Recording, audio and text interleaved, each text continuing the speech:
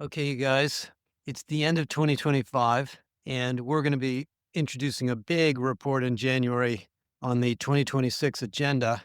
But I'd like to recap 2025 and reflect on some things that happened that I think you need to just reflect on. And the big theme is not about tech. We'll talk about that a little bit, but the way we completely stopped or ignored our focus on human capital issues to focus on AI, productivity, technology, and the economy. So I just want to reflect on that and give you some things to think about for the year ahead. So the first is when the Trump administration joined here in the US, almost immediately they eliminated all of the DEI programs in the federal government and virtually decimated the DEI agenda on anybody that had anything to do with being a contractor or a relationship with the feds, including going into universities and into law firms to eliminate DEI practices. Now, to the point that I noticed on Twitter X that the head of the EEOC now has a post asking white people who feel that they've been discriminated against to file EEOC suits and that they were welcoming white Americans to raise issues of discrimination against them. Now, I don't want to get into the political side of this, but I don't think the problem of diversity and inclusion has gone away. It's gotten worse because now we have, in a sense, the demonization of immigration as a new theme around the world and racial profiling of Hispanics as potential immigrants, illegal immigrants, and so forth. What we did in our companies is we stripped DEI off our websites. We stopped talking about it. SHRM quickly jumped away from it, which I think is a problem, but I won't get into SHRM. And many of you even let your DEI leaders go or redeployed them into different roles. I have not talked to a single HR leader who does not still believe in this.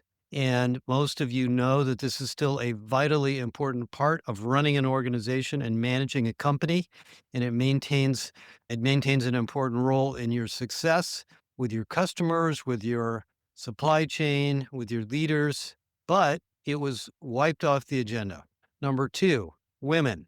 For most of my adult life, starting my working career in the 70s, women have been disaffected at work, underpaid, underpositioned, and finally reached a point now that women don't take care of the kids full time and the men do that or other people do it, where women have reached a parity in many roles. We know that in the CHRO role, for example, 65, 70% of them are women, but they're still paid less than men in many cases. That agenda also disappeared. In fact, the reverse agenda is now very commonly discussed that it's the men who aren't graduating from college. It's the men who are having a hard time finding jobs, suffering from addiction, bad behaviors.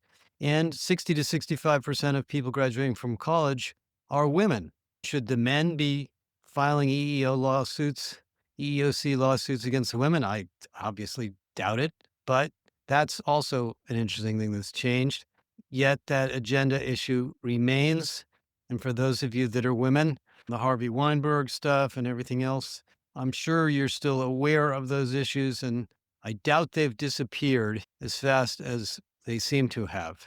And by the way, I actually got a funny email from Lean In, Sheryl Sandberg's old organization, talking about wage disparity amongst women. And it seemed so strange to even get the email because nobody talks about it. The bigger issue here is pay equity, which is an issue because when AI creates variations in productivity amongst people, and we're going to have to deal with pay in a very different way. We're not going to have pay equity programs like we did in the past. Number three, the issues of well being. For some reason, we haven't talked about that much this year. It was obviously very big coming out of the pandemic, and we had lots and lots of tools and investments and studies done on well being. It doesn't seem to be on the national agenda, except for the fact that the happiness in the United States is at an all-time low. We here in the richest country in the world are now 24th in terms of happiness, and we've dropped a lot. I think we dropped 5 or 6 places or more. Once again, the human capital agenda seems to have been demoted under the economic agenda of building data centers, investing in AI, winning the war against China, and so forth. Okay, so that's number three. And then number four is this interesting and passionate rush to implement AI as fast as possible. And most of the business people I talk to are scrambling around almost like they're paranoid that if they don't implement AI fast enough, the world is going to collapse around them. The funny thing about AI is if you really look at what it is, it's great stuff. It does all sorts of wonderful things, and we're big fans. We're a big part of this.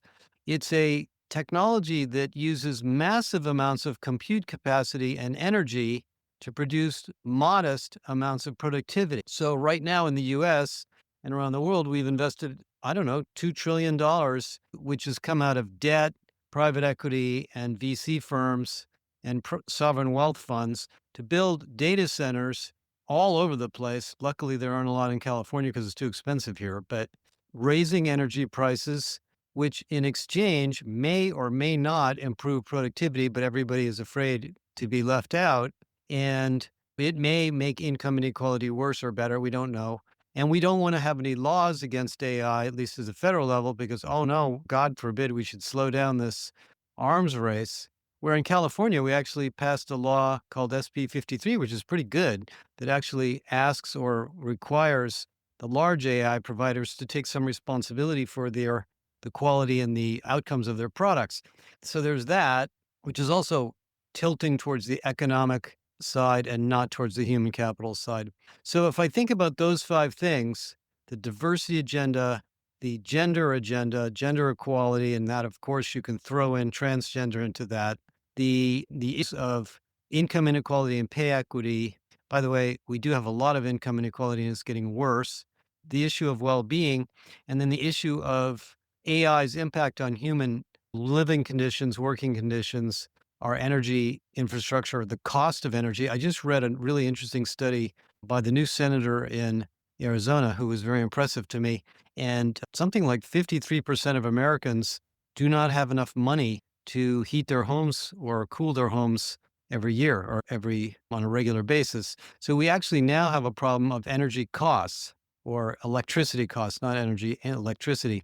My point is that we really spent a lot of time this year, at least in all the conversations I've had, mostly talking about technology transformation, implementing AI, experimenting with AI, creating productivity projects, finding ways to re-engineer, stop hiring, reduce hiring, etc. And I was just listening to a podcast from the folks at HubSpot talking about their AI implementations, and they were describing how they're using AI for customer service, but you could hear in their tone of voice their defensiveness about not being behind. Hurry, if you don't get into AI fast enough, you're going to be destroyed. I'm not denying this is obviously happening. I'm not denying that it isn't good. We need to exploit this technology as fast as we can. But I just was reflecting that in 2025, there was very little discussion in the mainstream business climate about the human capital effects. On the other hand, let me give you my perspectives on 2026. 2026 is going to be more of the same. We're going to talk about the economy. We're going to talk about productivity. We're going to talk about super agents. I'm going to tell you all about super agents and describe them to you next year. You're going to read about the cost of AI. You're going to read about the AI blueprint for HR we're building, many exciting things that are really good. But I also think we have to force ourselves to revisit these human capital issues because our companies are filled with people and we're not going to eliminate that many jobs. No implementations of AI have I seen yet have replaced all the people. We have found projects we've worked on where we've been able to save 20, 30% or more of the headcount in L&D, in TA, in HR through agents. But those people didn't necessarily got laid off. They worked on other things, performance consulting, business partner types of roles, or they're going to have to manage these agents. So we're not talking about that much job destruction from the way I see it. And everything that I've concluded this year is that the reason younger people are having a hard time finding a job is just because the economy has slowed down a lot. And we actually have had a very struggling economy in the US because of the tariffs. Demand has flagged a little bit in the consumer sector, not too much, but a little bit. High price of healthcare costs, of housing and childcare and so forth have held people back. So companies just haven't been interested in hiring when they're spending all this money on AI and their IT budgets are going up by 62%. So we're not going to wipe out half the jobs in your company, but you're going to have wide disparities of who uses AI and then wide disparities in productivity, which leads to issues of pay equity. Again, if you think about 2026, you really need to take the human capital issues seriously. There's an interesting sort of piece I was reading the other day. AI is a socio-economic technology in the sense that it affects sociology or social issues just like it affects productivity and data issues. Because people that know how to use AI and build AI and use AI have enormous productivity and earnings power that those who don't use AI do not have.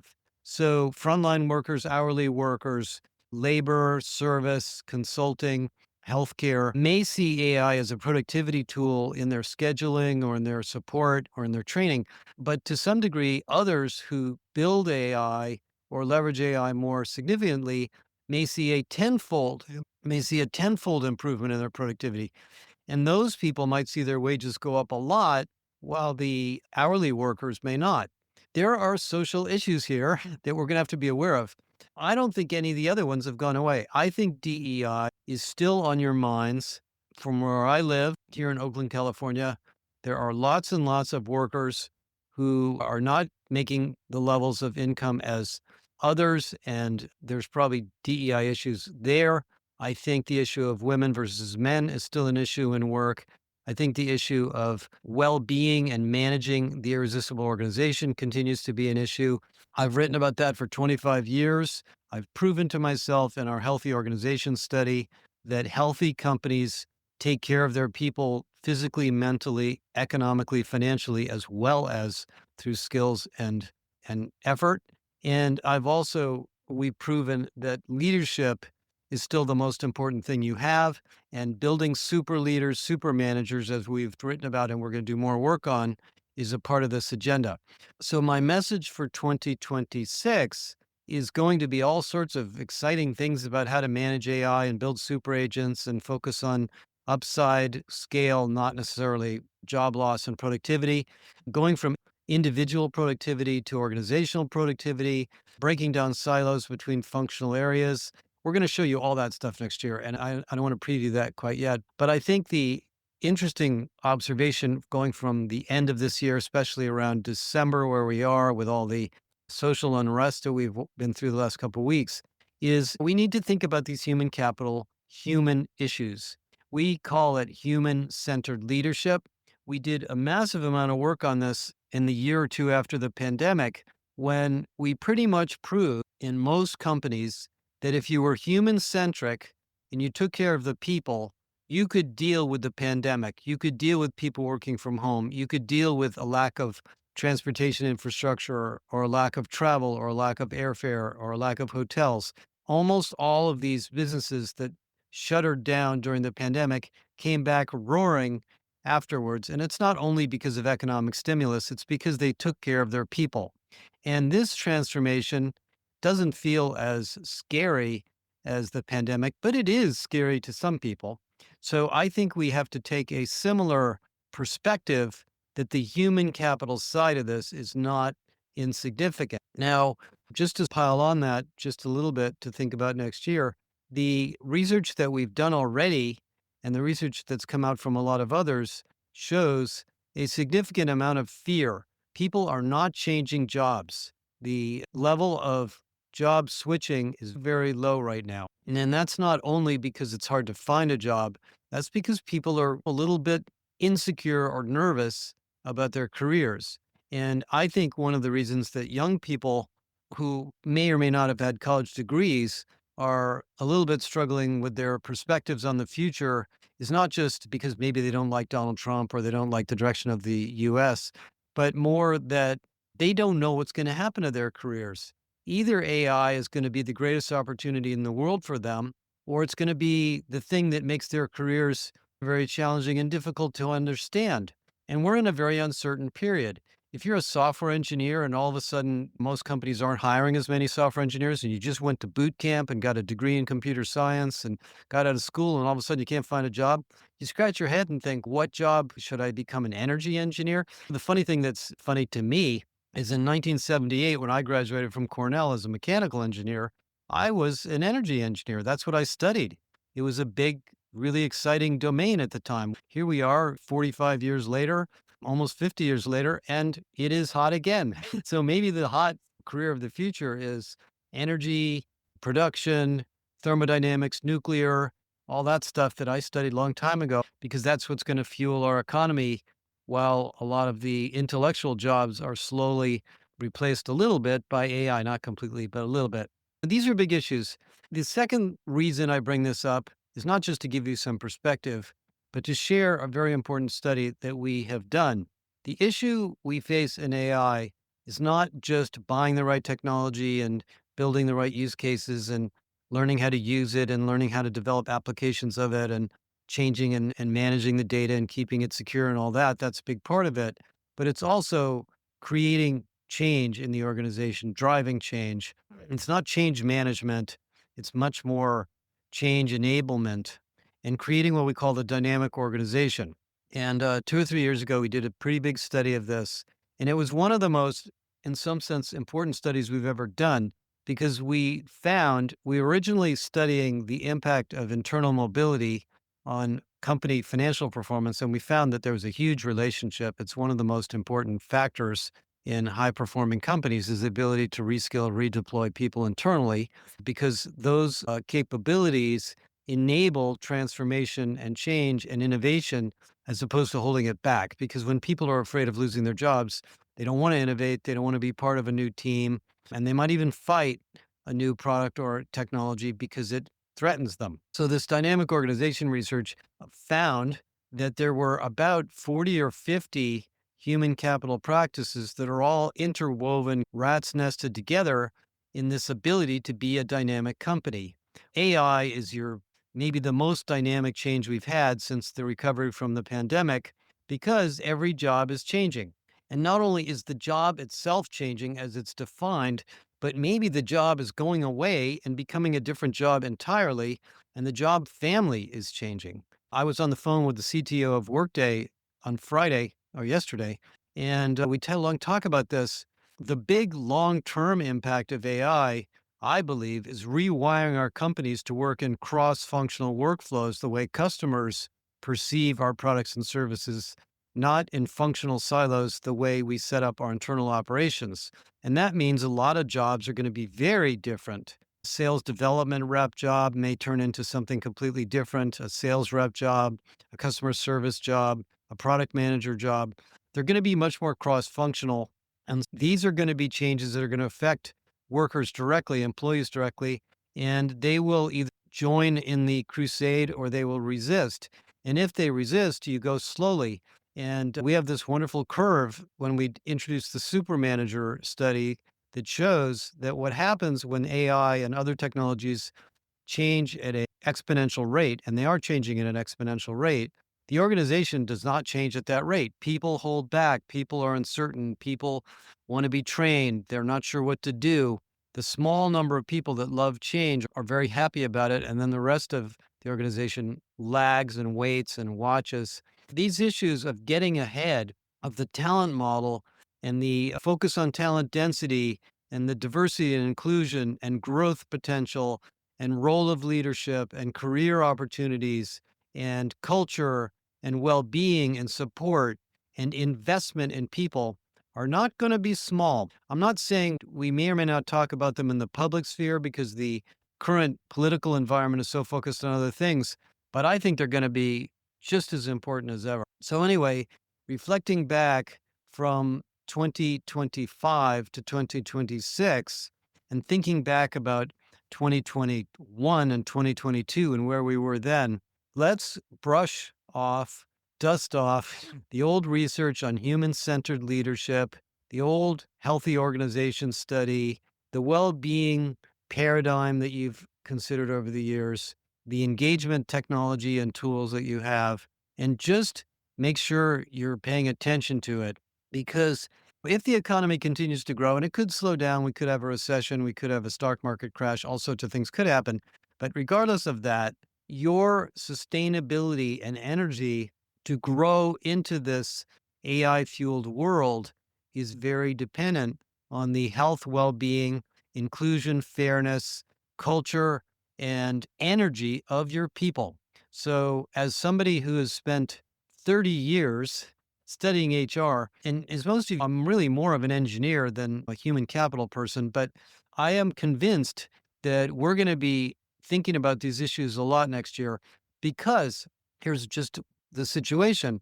You're going to be sitting at your company, you're going to be working on some project, and you're going to be all excited about it. And then you're going to read an article about another company that's doing something that's either faster, more advanced, or more sophisticated, or more innovative than you, and you're going to scratch your head and say, why didn't we think of that? And the reason is because of the humans. It's because of the people. It's because of the leadership. So let's go into 2026 in a positive note and let's think about the people while we think about the technology. If you think about AI as a socio-technological change, you will be better off. I coined the phrase super worker and we coined the phrase super manager for a reason. Superman didn't understand his powers when he was a young boy. As he grew up, he learned to use his powers for good, but he had to learn that. We have exactly the same situation in our companies. The more sophisticated companies that have done this for a long time, the Amazons and some of the big credit card agencies and others that have dealt with AI for a long time have learned about the socioeconomic impacts of this, but it will touch your entire talent system. Stay tuned for the imperatives report. It's one of the things I spent a lot of time on later this year, last year, this year. I think you're going to be really excited about it. It's going to teach you a lot. When we launch the report in January, we're also going to launch a whole course in Galileo Learn to teach you about these new concepts, to get you ready to bring your team into alignment on this stuff. And you'll see that the human centered issues are just as important and interesting and fascinating and different as what's going to happen in AI. Okay, have a great Christmas for those of you that are celebrating Christmas or Hanukkah. I will be around and I will probably do another couple of articles on other things in the meantime. We have a lot of work about to come out on the frontline workforce, on the new role of managers, and the AI blueprint for HR. So stay tuned for all that. And happy holidays, everybody. We'll keep close in touch. And I really look forward to a very exciting 2026 together. Thank you.